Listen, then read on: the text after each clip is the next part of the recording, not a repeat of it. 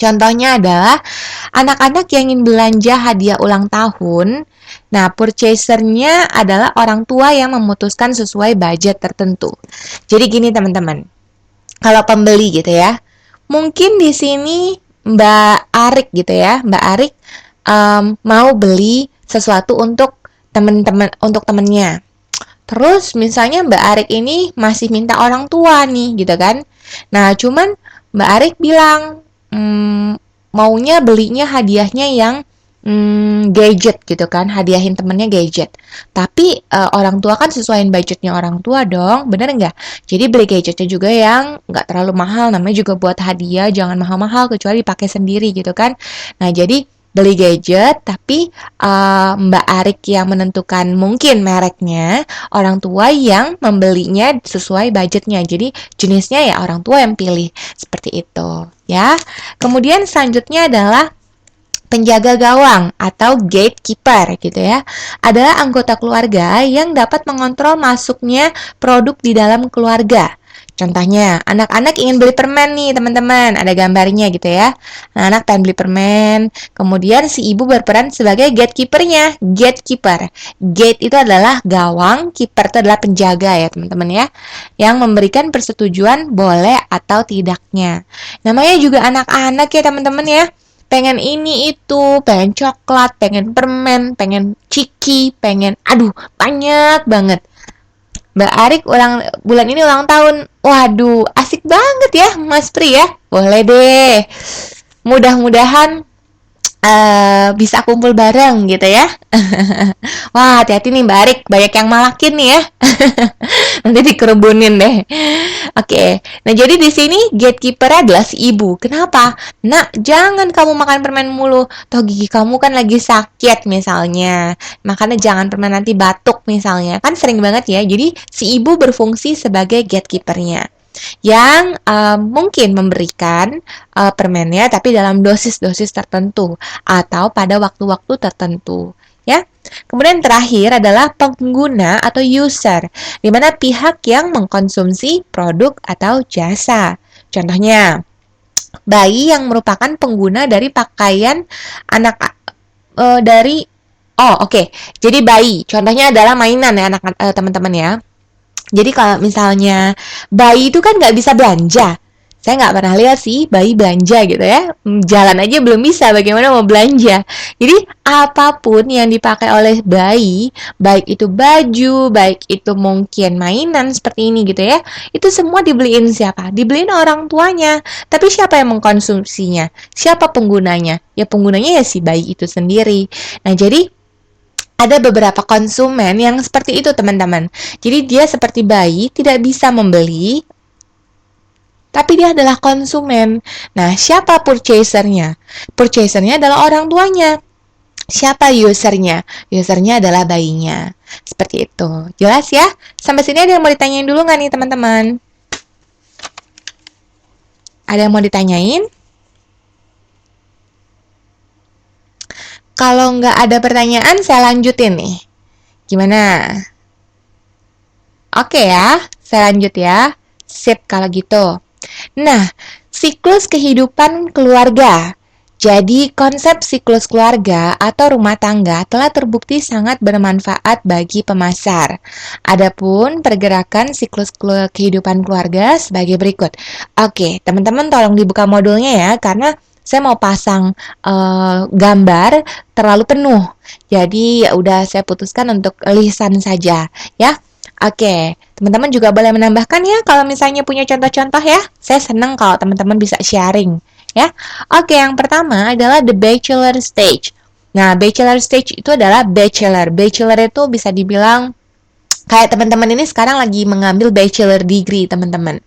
Jadi teman-teman kuliah ambil S1 di Universitas Taiwan Terbuka tuh udah ambilnya bachelor. Kalau misalnya ditanya nih sekarang riwayat pendidikan, kalau mau bikin resume dalam bahasa Inggris gitu ya, tulisnya bachelor aja. Bachelor degree gitu. Tidak perlu tulis S1, nggak apa-apa. Ngojoblo, apa tuh Mbak Sulastri itu? Saya tidak tahu bahasa Jawa, itu bahasa Jawa ya. Oke, saya lanjut ya. Jadi the bachelor stage itu adalah pendapatan rendah karena individu baru memulai karir. yaitu cenderung orang-orang yang di tingkatan ini memikirkan tentang kegiatan rekreasi dan cara berpakaian. Maksudnya apa sih? Jadi bachelor stage itu adalah kita-kita nih. Ya Mbak Arik tadi yang jomblo katanya ya. Cie, kemudian Mbak Anis, siapa lagi nih yang jomblo? Angkat tangan. Oke, jadi teman-teman seperti kita ini yang masih single, oke, kecuali exceptionnya Mas Prianto sama Mbak Luh gitu ya. Wah, tenang aja Mbak Anis, tidak perlu malu. Tidak perlu malu. Di bawah having fun aja gitu ya. Oke. Sebahasa Inggris, maksudnya apa tuh Mbak Sulastri? Anak-anak Vkon 2 semuanya jomblo. Oh, gitu. Oke, berarti oke. All Vkon 2 gitu ya. Jadi kita ini semua adalah di bachelor stage. Kenapa di bachelor stage? Karena kita masih memulai karir. Bener nggak teman-teman? Kita masih bisa dibilang single life gitu kan, kehidupan yang single, sarjana ekonomi. Oh, SE. SE itu jadi kalau kalau pendidikannya Mbak Sulastri ya, tulisnya sih bachelor degree. Bachelor degree in economics gitu. Jadi itu adalah gelar S1 untuk jurusan ekonomi. Seperti itu.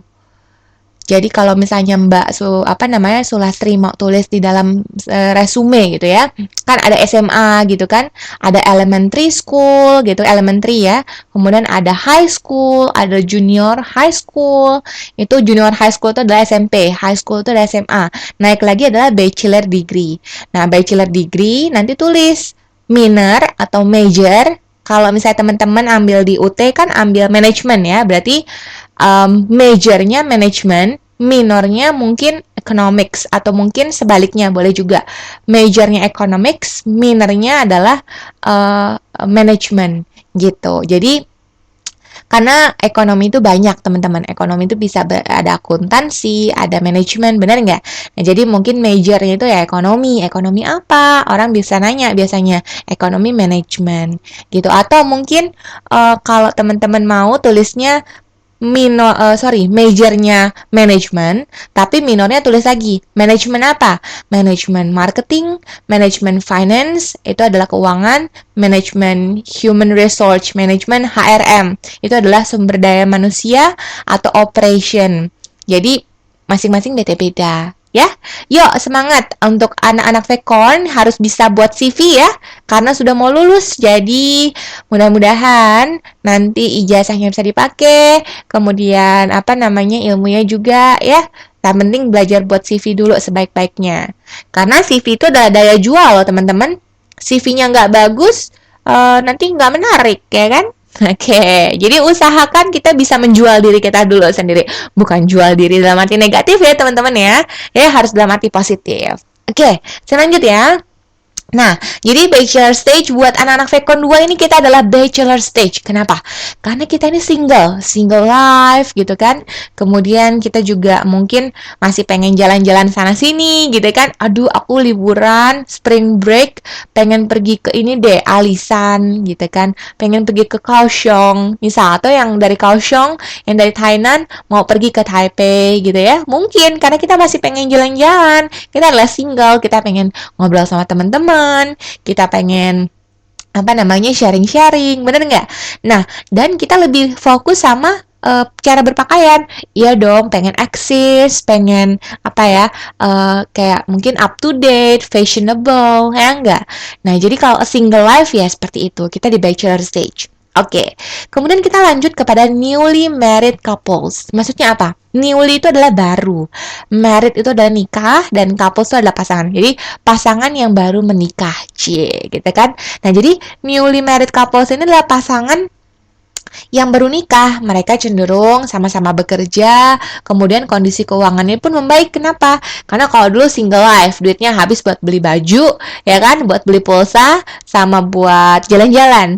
Kalau sudah menikah, gimana? Sudah berbeda, sudah mikirinnya suami, sudah mikirinnya istri, rumah tangga, mungkin lebih beli furniture, ya nggak? Beli rumah, kemudian beli isi-isi dapur, ya nggak? Nah, jadi kebutuhannya pun berbeda. Fullness 1, fullness 1. Apa tuh? Yaitu fullness. Fullness itu nest itu adalah sarang, ya. Jadi suaminya bos mbak, jadi tetap bisa shopping. Asik, amin ya. Mudah-mudahan bagi para jombloers, mudah-mudahan dapetin suaminya yang sayang, yang perhatian, yang kalau bisa mungkin ini ya, menafkahinya lahir batinnya mungkin jor-joran gitu ya. Amin. Mudah-mudahan ya. Oke. Nah, jadi kalau fullness itu di mana akhirnya gitu ya, yang Maha Kuasa memberikan kepercayaan kepada si couple itu dengan memberikan anak, yaitu anak pertamanya lahir. Biasanya istrinya kan pada saat mengandung tidak mungkin bekerja, bener nggak teman-teman?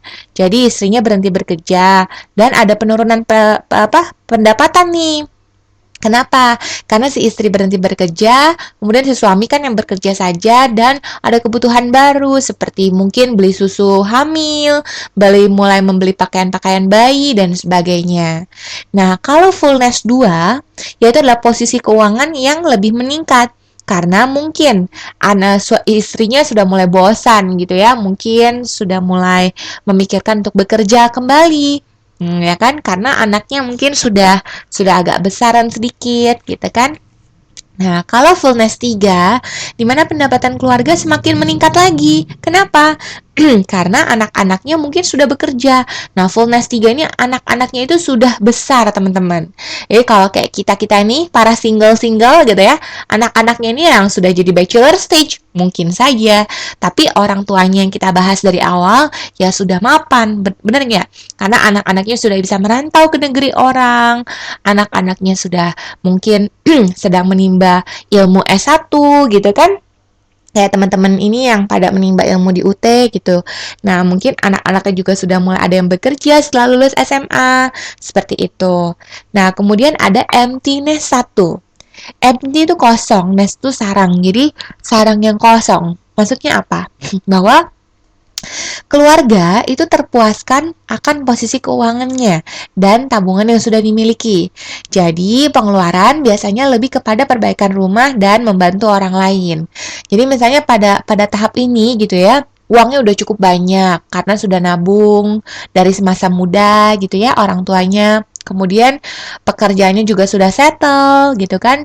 Kemudian tabungannya sudah banyak, jadi lebih kepada mungkin menyisihkan uangnya untuk sedekah, untuk berbagi, kemudian juga mungkin sudah ada bagian-bagian rumah yang rusak diperbaiki gitu ya.